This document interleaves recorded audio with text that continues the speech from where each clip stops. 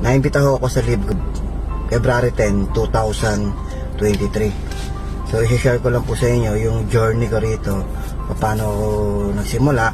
So tinawagan ako ng madaling araw, February 10. Then nag-join ako February 10 din, nung lumiwanag, mga alas 2 na ng tanghali po yun. So ngayon, 1 taon na rin po ako sa Live Good.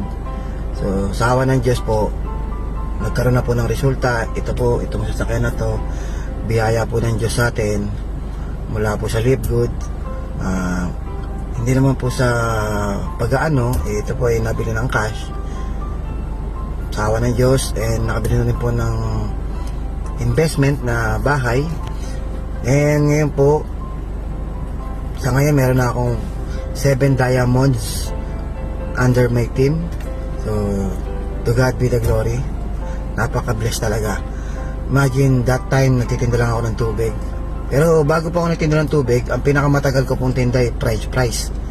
Nagtitinda po ako ng French fries. So nung na-invite ako dito, tinda ko tubig. Parang hopeless na ako dahil sa edad ko, I'm 48 years old na eh. So na-invite ako dito, feeling ko parang saan pa ba ako pupulutin. Hindi ko alam saan ako pupunta eh, kasi habang buhay na ako nagtitinda, mula nung bata ako nagtitinda ako eh. Kaya nung nakita ko yung opportunity na to, sabi ko gagawin ko to. Kung dito aasen sa buhay ko, gagawin ko to. Kasi dumaan na ako sa pagiging empleyado. Almost 10 or 20 years akong empleyado eh. Paminsan-minsan nagtitinda. So wala nangyari, nakaipon lang ako ng payslip. Pero wala eh. Yung madaling araw pa lang, gising na ako. Tapos uwi ako gabi na. Yung sweldo ko halos sapat-sapat lang eh, panggasto sa bahay. Kaya walang napundar, walang kinita na, walang napuntahan, kundi nabuhay naman. Pero sa pangarap pag-uusapan, walang pag-asa makuha pangarap. Nakagaya kong ordinaryong empleyado lang. Tapos po nung nagtinda ako, ganoon din, madaling araw pa lang, gising na, nakakala sa kalsada, gabi na ako umuwi, pero ang iuwi kong pera magkano lang. So naisip ko tuloy na hanggang kailan ba ako ganito, parang wala nang pag-asa. Pero nakita ko si Live Good, nagkaroon ako ng pag-asa. Sabi ko, kahit mahirap to, gagawin ko to. So hindi ako nag-iisip na madali. Alam ko mahirap, lahat naman ng pagyaman mahirap. Hindi ako naghahanap ng madali. Ang hinahanap ko, saan ako yayaman. Wala na akong pakialam kung mahirap, basta kung saan ako yayaman, kung saan ako may chance. Kasi sa empleyado, magiging empleyado, wala na akong chance dyan eh. Kahit naman yung mga nakatapos eh, hindi naman lahat masenso eh. So lalo na sa akin eh, hindi nakatapos. So wala akong chance para yumaman dyan. Sa business, wala naman akong malaking kapital. So wala rin akong chance dyan. So na-try ko na rin eh. Ilang taon din ako nag-try ng-negosyo eh. Food cart, minsan may sidecar ako, siomai, empanada, donut, scramble. So hindi kaya pagka maliit lang kapital. So nakita ko itong Live Good, sabi ko kahit paghirapan ko to, okay lang. Kung dito naman sa paghihirapan ko, asenso ko, diba? Mas mabuti na maghirap ako na may pag-asenso kaysa yung naghihirap ako nang wala namang asenso.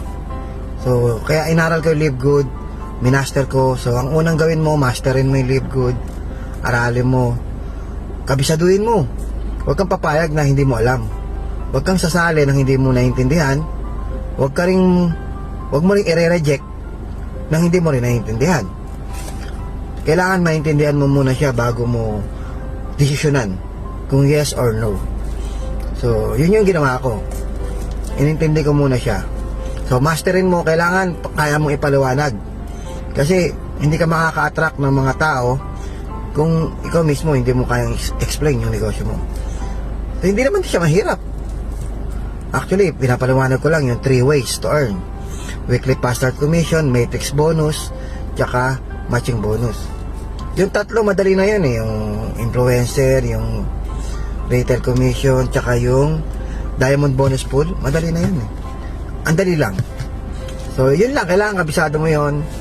Nag-provide ako ng mga materials, meron akong PowerPoint, meron akong mga video na naka-download. So preparado po ako, preparado. Kasi negosyo to eh. Alam ko papasukin ko negosyo. Alam ko marami nagpe-fail sa business. Alam ko may mga nagsasucceed. So, syempre doon ako nakapokus sa mga nagsasucceed. Hindi ako nakapokus doon sa mga magpe-fail. Kasi merong iba, naku baka mag-fail ako dyan. Naku baka hindi ako kumita. Naku baka walang mangyari. Normal po yun. May mga taong hindi kumikita, may mga taong nagpe-fail. Pero ba't doon ka magpo-focus? Kung ang gusto mo ay success, ba't ka nagpo-focus sa mga failure? Dapat ang mindset mo, nakapokus ka paano ginagawa ng mga successful. Ano ginawa ng mga successful? Ano ginawa ng mga nag-succeed dito sa Live Good? So doon ako nag-focus. So ngayon, kung ikaw ngayon hindi ka pa member, umattend ka ngayon, so I suggest aralin mo to. Mag-focus ka sa mga successful na tao dito sa Live Good. Yun ang pakinggan mo.